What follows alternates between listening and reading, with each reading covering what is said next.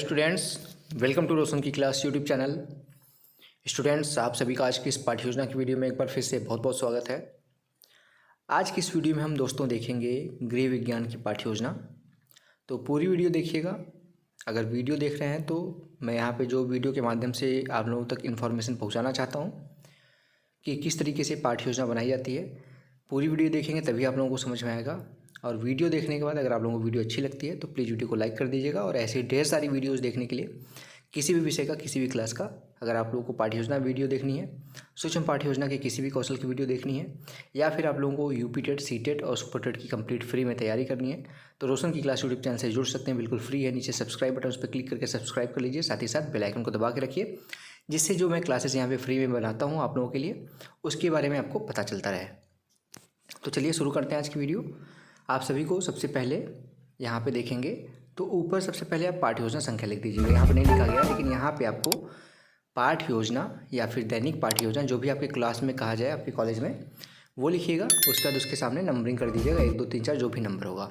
Next आपको विद्यालय का नाम लिखना है, जिस विद्यालय में आप पाठ्य योजना पढ़ाने के लिए जाएंगे। जो हमारी आज की कक्षा है वो आपकी कक्षा 6 से लेकर कक्षा 9 के बच्चों को ये चैप्टर पढ़ा सकते हैं। अभी जो मैं आगे प्रकरण बता रहा हूँ, दिनांक लिखना होता है, जिससे ये पता चलता है कि इस डेट में आपने कौन सी पाठ्य योजना पढ़ाई है। नेक्स्ट आपको यहाँ पे कालांश लिखना होता है, जैसे प्रथम, द्वितीय, तृतीय, कि किस पीरियड में आपने ये चैप्टर पढ़ाया है। अपने अनुसार इसको लिखिएगा। दिवस लिखना है, सोमवार, मंगलवार, बुधवार, किस दिवस में, किस दिन में आपने ये चैप्टर पढ़ाया है। काफ़ी कॉलेज में ये लिखने के लिए नहीं कहा जाता, तो इसको आप हटा भी सकते हैं। विषय गृह विज्ञान का है आज की हमारी पाठ्य योजना का। अवधि है 35 मिनट का। और जो हमारा आज का प्रकरण है वो उसका नाम है पारिवारिक बचत। बहुत ही आसान टॉपिक है। आप अपने ज़्यादातर गृह विज्ञान तो बच्चियाँ लेती हैं, छात्र अध्यापिकाएँ लेती हैं, लेकिन अगर छात्र अध्यापक भी गृह विज्ञान सब्जेक्ट लिए हुए हैं तो कोई उसमें कहने वाली बात नहीं है। आप ये टॉपिक पारिवारिक बचत बहुत आराम से, बहुत आसानी से पढ़ा सकते हैं। अब इसके बाद देखेंगे, लिखना है आपको अगली हेडिंग सामान्य उद्देश्य। सामान्य उद्देश्य हेडिंग का अर्थ होता है आपका जो विषय है। जैसे हमारा आज का विषय है गृह विज्ञान, तो गृह विज्ञान में बच्चों को पढ़ाएंगे आप, तो उससे बच्चे क्या क्या सीखेंगे, उनके अंदर किस नॉलेज का विकास होगा, इसके बारे में कम से कम 4 से 5 पॉइंट लिखना होता है। तो देखिए यहाँ पे लिखा गया है, छात्रों में गृह विज्ञान के प्रति रुचि उत्पन्न करना। दूसरा पॉइंट है घरेलू कार्यों के प्रति रुचि बढ़ाना। थर्ड पॉइंट है गृह प्रबंधन के बारे में जानकारी देना। अगला पॉइंट है सभी छात्रों को गृह विज्ञान को उनके दैनिक जीवन से जोड़ना। और पाँचवा पॉइंट है छात्रों में चारों कौशलों का विकास करना, जो ऊपर के कौशल है। अब उसके बाद आता है विशिष्ट उद्देश्य। विशिष्ट उद्देश्य के अंतर्गत आपका जो टॉपिक होता है, जैसे हमारा आज का टॉपिक क्या है, पारिवारिक बचत। पारिवारिक बचत पढ़ाने के बाद बच्चे क्या क्या सीखेंगे उसके बारे में विशिष्ट उद्देश्य में लिखना होता है। तो पहला पॉइंट है सभी छात्रों को पारिवारिक बचत के बारे में जानकारी देना। दूसरा पॉइंट है पारिवारिक बचत को समझकर उसे अपने शब्दों में अभिव्यक्त कर सकेंगे बच्चे। तीसरा पॉइंट है दैनिक व मासिक बचत करने का कौशल विकसित हो सकेगा। और चौथा पॉइंट है बचत के महत्व को जानकर अपने जीवन को सुखमय बना सकेंगे बच्चे। अब इसके बाद आता है शिक्षण सहायक सामग्री। शिक्षण सहायक सामग्री में देखिए लिखा गया चौक, डस्टर, संकेतक, लपेट फलक, श्याम। यहाँ पे श्याम पर जो मेन आपका ब्लैक बोर्ड होता है उसके बारे में बात किया जा रहा है। तो ये होगी शिक्षण सहायक सामग्री। उसके बाद पूर्व ज्ञान आता है। पूर्व ज्ञान में देखिए लिखा गया है सभी छात्र पारिवारिक बचत के बारे में समान जानकारी रखते हैं। अब लेसन प्लान का सबसे इंपॉर्टेंट हेडिंग है प्रस्तावना प्रश्न। इसको 2 कॉलम में यहाँ पे डिवाइड किया गया, छात्राध्यापक क्रिया और दूसरी तरफ छात्र क्रिया। लड़कियाँ तो छात्राध्यापक क्रिया की जगह छात्राध्यापिका क्रिया हो जाएगा। इसमें आपका प्रश्नों के क्रम में क्रमबद्धता होनी चाहिए, यानी पहले प्रश्न का जो उत्तर आएगा उसे दूसरा प्रश्न बनेगा, दूसरे प्रश्न का जो उत्तर आएगा उसे तीसरा प्रश्न बनेगा। इस तरीके से क्रमबद्धता होनी चाहिए। कम से कम 3 प्रश्न पूछ के अपना प्रकरण निकलवा सकते हैं, ज़्यादा से ज़्यादा 5 से 6 प्रश्न पूछा जा सकता है अपना प्रकरण निकलवाने के लिए। पहला पॉइंट है आप कहाँ रहते हैं, बच्चों से पूछेंगे तो बच्चे बोलेंगे परिवार में। यहाँ पे जो आंसर यहाँ पे आ रहा है डायरेक्ट लिखा गया, लेकिन ये जरूरी नहीं कि एक ही बच्चा आपकी क्लास का, जो भी जैसे 10 15 20 बच्चे होंगे कोई क्लास में, तो ज़रूरी नहीं कि सारे बच्चे यही बोले। कोई बच्चा बोलेगा धरती पे रहते हैं, कोई बच्चा बोलेगा घर में रहते हैं, कोई बच्चा बोलेगा परिवार में रहते हैं। तब वहाँ पे आपको परिवार से ही अपना अगला प्रश्न बनाना है, तो उसको उठाइए वहाँ पे उसके आंसर को, और दूसरा प्रश्न बनाइए। परिवार में आपके साथ कौन कौन रहता है, बच्चे बोलेंगे माता पिता भाई बहन। अलग अलग यहाँ पे भी मिलेगा, माता पिता भाई बहन के साथ दादा दादी चाचा चाची भी मिल सकते, यहाँ पे रहते होंगे किसी के परिवार में। तीसरा प्रश्न है मम्मी पापा जब आपको पैसे देते हैं तब आप घर के अंदर कहाँ रखते हैं, उसको कहाँ बचा के रखते हैं, कहाँ छुपा के रखते हैं, तो बच्चे बोलेंगे गुल्लक में। अब उसके बाद चौथा क्वेश्चन आता है गुल्लक में रखी धनराशि को क्या कहा जाता है, बच्चे बोलेंगे सेविंग कहा जाता है या फिर बचत कहा जाता है। उसके बाद 5वां क्वेश्चन है यहाँ पे पारिवारिक बचत के बारे में आप क्या जानते हैं। बच्चे इसको बताने की कोशिश करेंगे।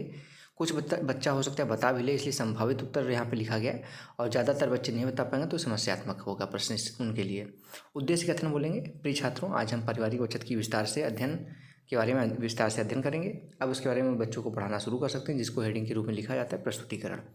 इसको 3 कॉलम में यहाँ डिवाइड किया गया, छात्राध्यापक कथन, छात्र कथन और श्यामपट्ट कार्य। छात्राध्यापक कथन में बच्चों को बताइए बचत का अर्थ और परिभाषा।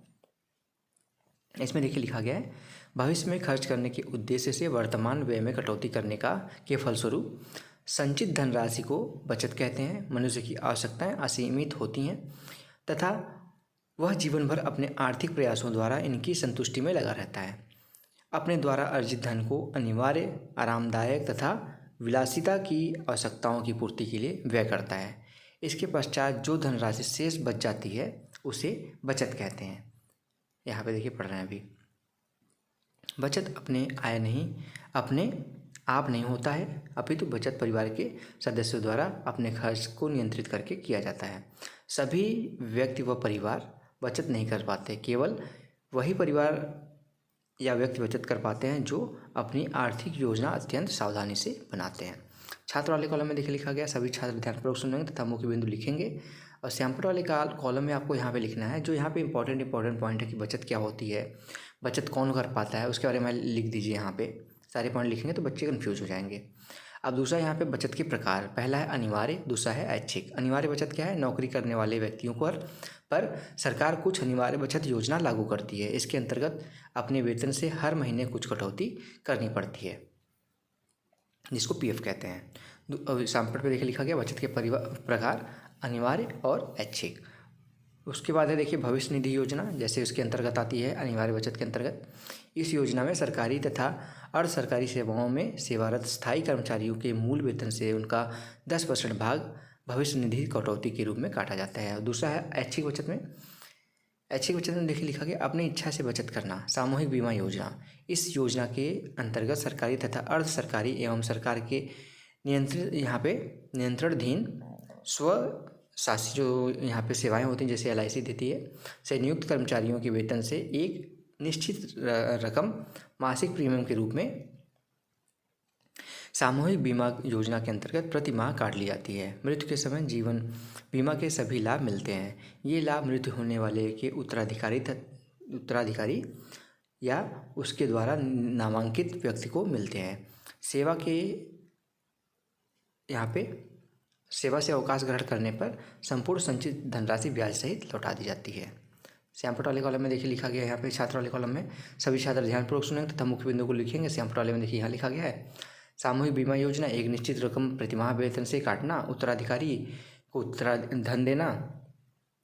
धनराशि देना, ऐच्छिक बचत में अपनी आय का हिस्सा अपनी इच्छा से योजनाओं में लगाना। अब यहाँ पे आता है बोध प्रश्न। छात्राध्यापक कथन में यहाँ पे बच्चों से कुछ आप प्रश्न पूछेंगे। पहला प्रश्न है बचत किस उद्देश्य से की जाती है, बच्चे बोलेंगे भविष्य में खर्च करने के लिए। दूसरा प्रश्न है मनुष्य की आवश्यकताएं कैसी होती हैं, बच्चे बोलेंगे असीमित। तीसरा प्रश्न है कैसा परिवार बचत कर पाता है, बच्चे बोलेंगे आर्थिक योजना अत्यंत सावधानी से बनाने वाला। चौथा प्रश्न है भविष्य निधि योजना में कौन कौन सी यहाँ पे संस्थाएं शामिल हैं, तो बच्चे बोलेंगे सरकारी, अर्ध सरकारी और स्वशासी संस्थाएं। अब यहाँ पे लास्ट में आता है बच्चों से मूल्यांकन प्रश्न पूछेंगे आप। मूल्यांकन प्रश्न में देखिए पहला प्रश्न है भविष्य निधि योजना में कितने प्रतिशत भाग प्रतिमाह कर्मचारी के वेतन से काटा जाता है, बच्चे बोलेंगे 10% भाग। दूसरा प्रश्न है सामूहिक बीमा योजना का लाभ है, इसका आंसर मिलेगा, इसका लाभ उत्तराधिकारी को मिलता है। तीसरा प्रश्न है संचित धनराशि कब लौटा दी जाती है, बच्चे बोलेंगे अवकाश ग्रहण करने के समय। और चौथा प्रश्न है यहाँ पे ऐच्छिक धनराशि से क्या तात्पर्य है, बच्चे बोलेंगे अपनी इच्छा से बचत करना। पांचवा प्रश्न है ऐच्छिक बचत को वह कहाँ निवेश करता है, बच्चे बोलेंगे सरकारी योजनाओं में। और लास्ट में आता है गृह कार्य।